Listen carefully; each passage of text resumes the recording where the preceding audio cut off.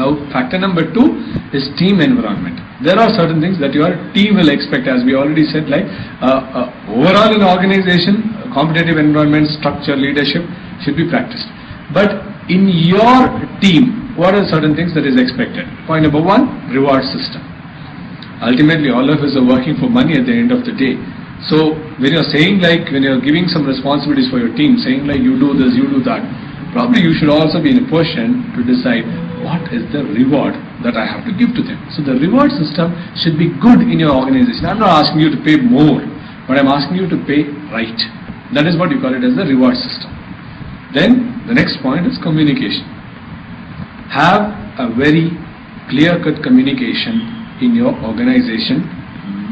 The most important thing, in your team, have a very clear-cut communication. When I'm speaking about clear-cut communication, it is quite obvious that we'll be communicating to people. The most important point here is, when I communicate certain thing to you, are the people understanding that in the same meaning, or is that people are understanding that in different meaning?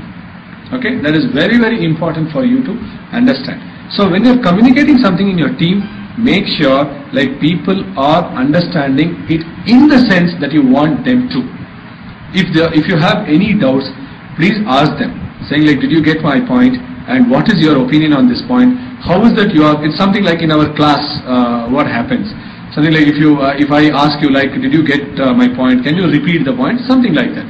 If you are a leader, please ask your subordinate to repeat whatever you are communicated, or ask them to tell what exactly they are understanding through your communication, and that is what you call it as the second point, communication and team environment. The third point is physical space. Okay, the physical space that we are speaking about. Make sure in your team, every individual member is having comfortable physical space as well as the facilities for doing their job. It is very, very important.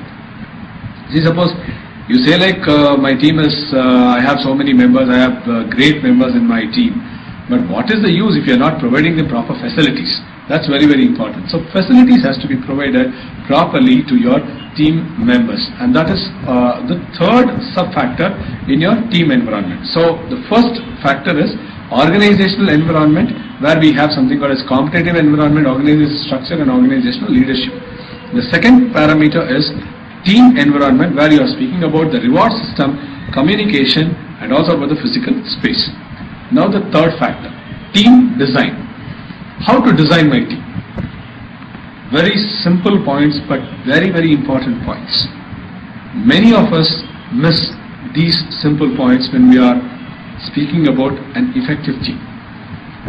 Now the first is the task character.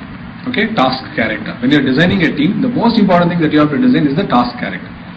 So you have so many people in your team. Now the task character means so many people in your team must know, each and every individual must know what is that they need to do to help the team perform.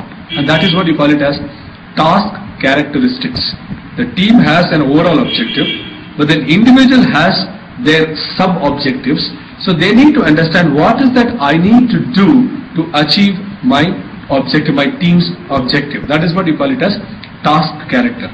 So please, as we discussed in leadership, please give instructions to your subordinates about the do's and don'ts in your, in your specification of duties and responsibilities.